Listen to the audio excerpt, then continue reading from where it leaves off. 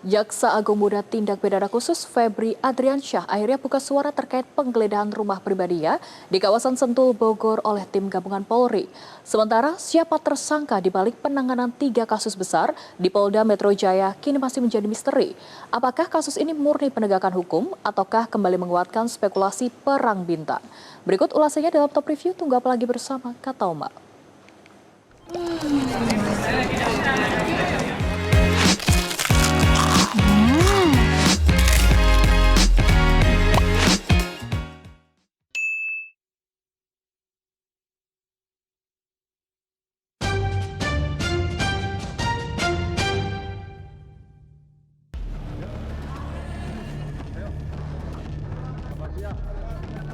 Mengenakan batik bercorak Garuda yang menyimbolkan kekuasaan, kekuatan, dan kejantanan, Jaksa Agung Muda Tindak Pidana Khusus Jampitsus Kejaksaan Agung Febri Ardiansah akhirnya muncul di hadapan publik pasca heboh penggeledahan di 13 lokasi yang dilakukan Kortas Tipikor Polri bersama Polda Metro Jaya berkaitan penanganan 3 kasus besar, yakni korupsi batubara, pengelolaan dana di perusahaan asuransi plat merah, serta penyelesaian utang korporasi.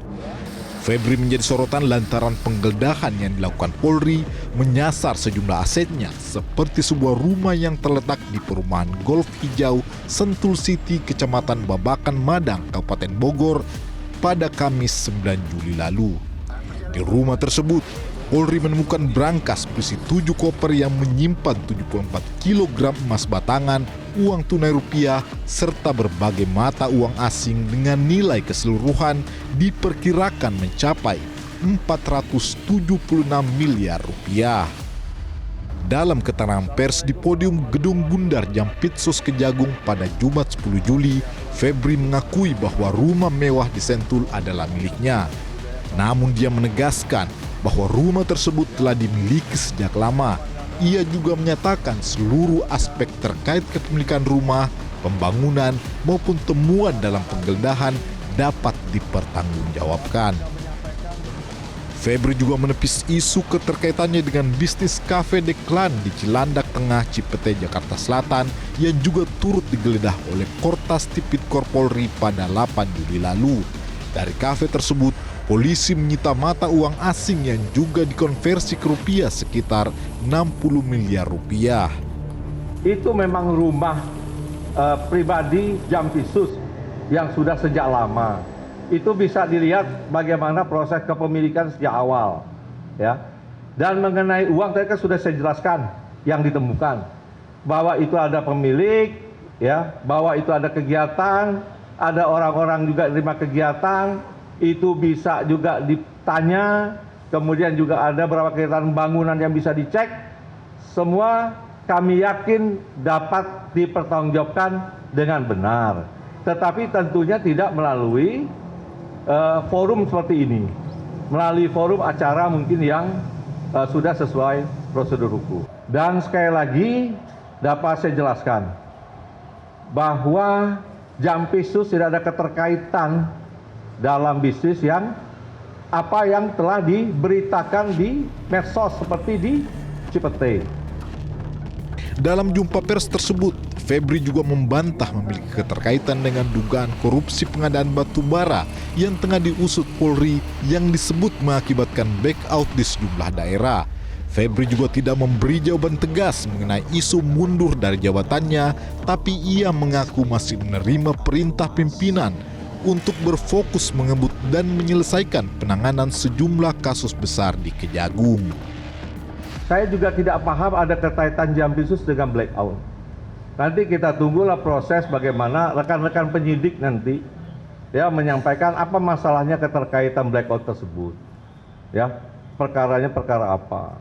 Tapi saya baca-baca itu terkait dengan pengadaan batubara ke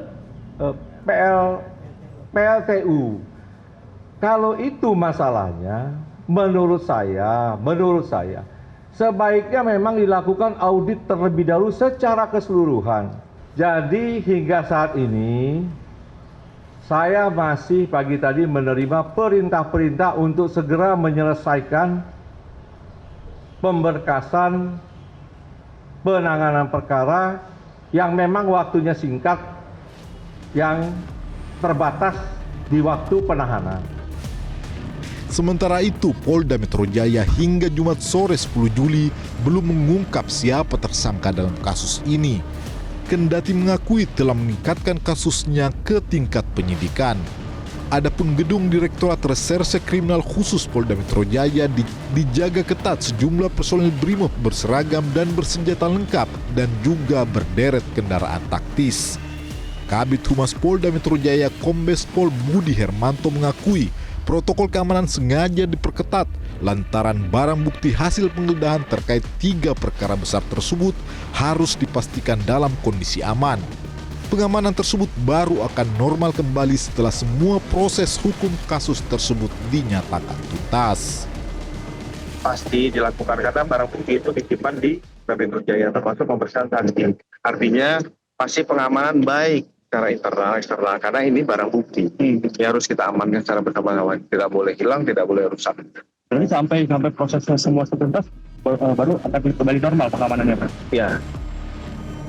Bantahan Febri Diansah serta identitas tersangka untuk 3 kasus di Polda Metro Jaya yang belum terungkap membuat spekulasi perang bintang dalam penanganan kasus ini kembali menguat. Apalagi jejak Febri berkonflik sebelumnya telah menjadi perhatian saat dirinya dikuntit dalam penanganan kasus Tata Niaga Timah pada 2024. Namun Ketua Komisi Kejaksaan Pujiono Suwadi mengatakan percaya dengan penanganan kasus oleh Polri.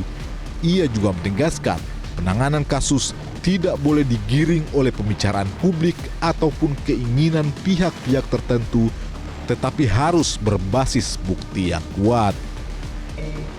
Apapun itu kan kita percaya proses penyidikan. Jadi yang sekarang dilakukan oleh Kortas Tipikor ini adalah ya upaya penegakan hukum biasa, dan kita melihat relasi antara kejaksaan dan kepolisian sejauh ini juga kita lihat baik-baik saja. Nah, makanya kita kan penegakan hukum itu kan tidak tergantung pada apa yang kita diharapkan atau yang dibicarakan di publik, tetapi kan didasarkan pada alat bukti yang kemudian terkumpul dari proses penyelidikan hingga penyidikan. Nah, ketika kemudian mengarah pada siapa, tentu basisnya alat bukti, bukan basisnya adalah keinginan praduga, apalagi secara subjektif atau didasarkan pada yang ada di media sosial kita. Hasil penyidikan dari 3 kasus korupsi besar, yakni korupsi batubara, pengelolaan dana di perusahaan asuransi plat merah, dan penyelesaian utang korporasi, kini menjadi perhatian publik. Pertanyaannya, apakah Polri bakal membuka secara belak-belakan siapa saja pihak yang terlibat? Penegakan hukum tanpa pandang bulu kini menjadi tuntutan agar kepercayaan terhadap aparat terus terjaga.